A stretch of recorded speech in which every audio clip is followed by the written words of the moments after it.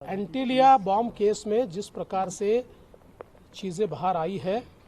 और सचिन वाजे एपीआई इनको जिस प्रकार से अरेस्ट हुई है, मुझे ऐसा लगता है इससे सरकार के ऊपर एक सवालिया निशान पैदा हुआ है। विशेष रूप से हम लगातार ये कह रहे थे कि ये बहुत गंभीर घटना है और सचिन वाजे के ऊपर कार्रवाई होनी चाहिए, लेकिन उस समय मुख्यमंत्री जी और गृह मंत्री जी केवल उनका बचाव कर रहे थे, मानो उनके वकील हो, इस प्रकार से उस संदर्भ में बातें हो रही थी। लेकिन अब जो चीज़ें बाहर आ रही है ये सारी चीज़ें गंभीर है और मैं ऐसा मानता हूँ अभी तो बहुत कम चीज़ें बाहर आई है और ये तो अभी एक ही एंगल इसका बाहर आया है, मनसुख हिरेन जी की हत्या। ये जो एंगल है ये तो उससे भी बहुत ज़्यादा मैं ऐसा मानता हूँ कि गंभीर है, जो भी बाहर आना बाकी है और जो बाहर आएगा तब ध्यान में आएगा कि इसमें कौन कौन लोग लिप्त है, इसके पीछे की मंशा क्या है। एक और सवाल मैं पूछना चाहता हूँ कि ये जो एपीआई वाजे है ये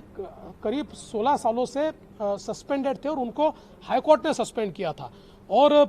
जब वो हाईकोर्ट ने सस्पेंड किया, जिस समय मैं गृह मंत्री और मुख्यमंत्री था, उस समय भी शिवसेना के नेताओं ने आकर इनको वापस लिया जाए इस प्रकार की मांग रखी थी। उस समय मैंने एडवोकेट जनरल जी को वो पूरी फाइल दिखाई थी और उन्होंने मुझे सलाह दी थी कि ये हाईकोर्ट से सस्पेंडेड है और इस प्रकार से इनको नहीं लिया जा सकता। लेकिन बावजूद उसके जैसे ये नई सरकार आई तो नई सरकार ने कोरोना का बहाना देकर उनको वापस लिया और केवल वापस नहीं लिया तो जो क्राइम इंटेलिजेंस यूनिट है, जो मुंबई पुलिस का सबसे महत्वपूर्ण अंग है और जिस पर हमेशा पीआई रहता है उसका प्रमुख, तो रातों रात पीआई को हटाकर जो 16 साल से सस्पेंडेड है ऐसे एपीआई को उसका प्रमुख बनाया गया और सारी जितने उसके बाद प्रमुख केसेस है वो भी केसेस उनको दी गई। और ये भी यहाँ पर मैंने बताना चाहिए कि जिस समय वो सस्पेंडेड थे उस समय शिवसेना में उन्होंने प्रवेश किया था, शिवसेना के प्रवक्ता के रूप में भी उन्होंने काम किया था। तो ये सारी चीज़ें जो है एक प्रकार से केवल